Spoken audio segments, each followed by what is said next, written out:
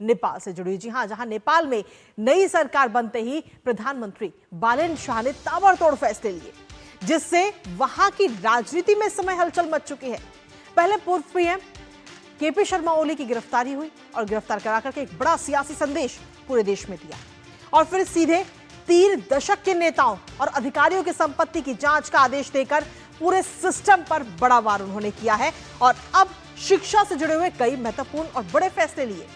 दरअसल बालेन शाह सरकार ने शिक्षा व्यवस्था को राजनीति से दूर करने के लिए 100 दिन का पूरा एक्शन प्लान तैयार किया है। जेनजी आंदोलन से निकले हुए नेता बालेन शाह अपने इस फैसले के जरिए सीधे तौर पर नेपाल के नए उदय की कहानी लिखते हुए नजर आ रहे हैं।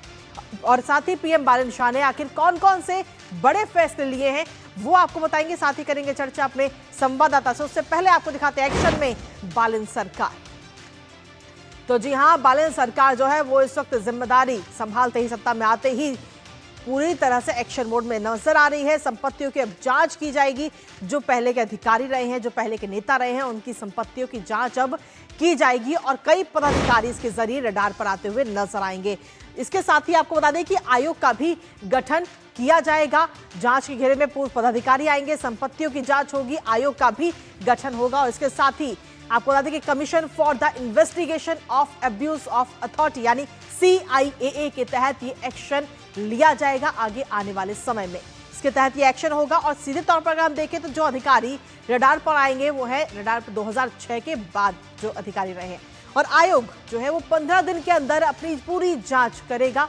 और माय रिपब्लिक का रिपोर्ट के हवाले से ये बड़ी खबर भी आप तक लगातार हम पहुंचा रहे हैं। इसके साथ ही 4 जो पूर्व पीएम हैं उनकी संपत्ति की जांच जो है वो भी इस समय शुरू हो चुकी है, क्योंकि रडार पर है इस वक्त केपी शर्मा ओली, देवुबा प्रचंड और माधव कुमार। इस समय ये चारों लोग इस समय कहीं ना कहीं रडार पर है और इन सभी की संपत्तियों की जांच अब की जाएगी। लेकिन इसके साथ ही किस तरीके से दिग्गजों पर गाज गिरती हुई नजर आएगी एक बार वो भी देख लेते हैं, क्योंकि सीधे तौर पर जेनजी आंदोलन केस की अगर हम बात करें तो इस पूरे मामले में बड़ा एक्शन लिया गया है जेनजी आंदोलन केस में। और इस समय हिरासत में है पूर्व पीएम केपी शर्मा ओली और गिरफ्तारी के बाद में इस वक्त उन्हें 5 दिन की न्यायिक हिरासत भी दी गई है। 5 दिन के लिए न्यायिक हिरासत में उन्हें भेज दिया गया है और काठमांडू जिला अदालत की तरफ से ये बड़ा फैसला दिया गया है। और गिरफ्तारी के विरोध में प्रदर्शन भी इस बीच होते हुए नजर आ रहे हैं। इसके साथ ही आपको ये भी बता दें कि पूर्व गृह मंत्री वो भी इस समय गिरफ्त में है, रमेश लेखक वो भी इस समय गिरफ्त में है और पूर्व मंत्री दीपक खड़का को भी जेल हुई है।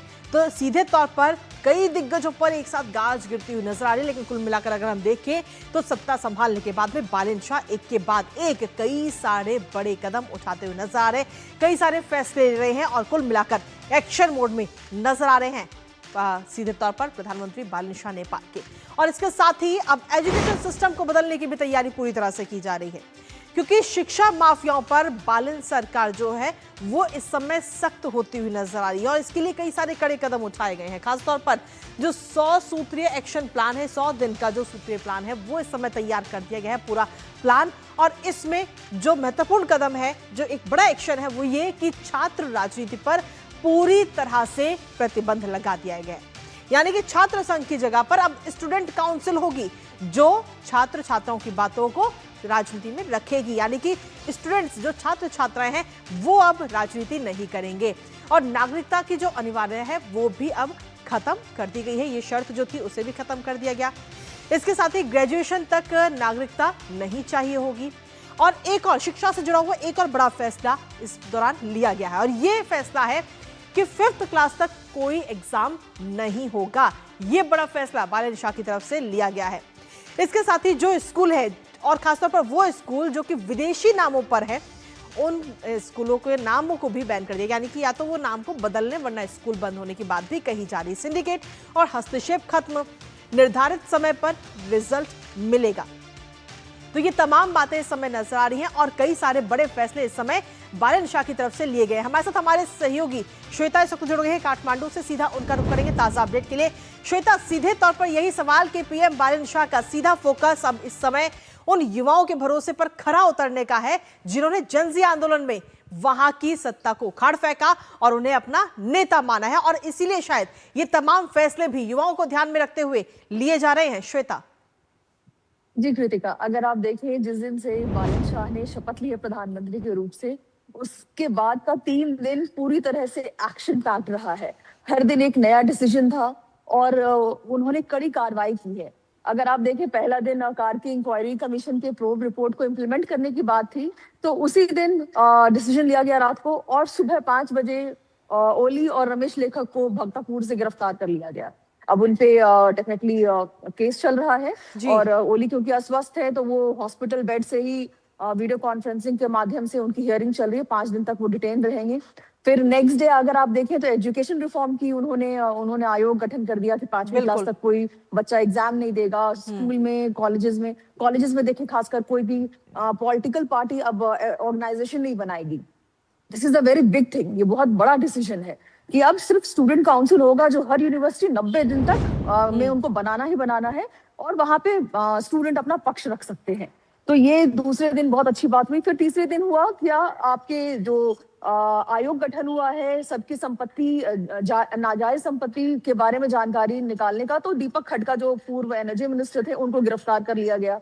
और अब देखें कल जब लेबर लॉ इम्प्लीमेंट हुआ है, उसके अमेंडमेंट्स को लेकर के आयोग गठन हुआ है, तो फरवरी 11 2025 में रेखा शर्मा लुम्बिनी की नेशनल असेंबली मेंबर थी, उनको आज गिरफ्तार किया गया है, जिसके क्योंकि उन्होंने 6 साल से किसी नाबालिग बच्ची को अपने घर में काम करने के लिए रखा हुआ था एंड शोषित हो रही थी। तो काठमांडू मेयर जब वो थे तो उन्होंने कंप्लेंट डाला हुआ था, मगर जब वो क्योंकि मेयर थे तो कुछ सीरियस एक्शन नहीं हो पा रहा था। शी वाज डिफेंडिंग, बट जब वो पीएम बने हैं तो अब रेखा शर्मा को गिरफ्तार कर लिया गया है। अब वो केस फिर से खुल गया है। तो देखिए अभी 3 दिन ही हम देख रहे हैं कि इन्होंने अपना जलवा दिखाना शुरू कर दिया है। तो आगे के 100 दिनों में उम्मीद है कि और वो अपना जलवा बिखेरेंगे। तो उम्मीद है नेपाल को जो चाहिए था वो उन्हें मिल रहा है। चलिए, बहुत बहुत शुक्रिया श्वेता तमाम जानकारी हमारे साथ साझा करने के लिए। तो सीधे तौर पर नेपाल के नए प्रधानमंत्री बालन शाह इस समय पूरी तरह से एक्शन मोड में नजर आ रहे हैं। युवाओं को ध्यान में रखते हुए कई सारे महत्वपूर्ण फैसले ले जा रहे हैं और साथ ही भ्रष्टाचार पर भी सीधी चोट मारते हुए नजर आ रहे हैं। नजर लगातार नेपाल की राजनीति पर भी बनी रहेगी, लेकिन इसी के साथ न्यूज पंच में फिलहाल मेरे साथ इतना ही। दोपहर 2 बजे फिर होगी मुलाकात। तब तक के लिए नमस्कार।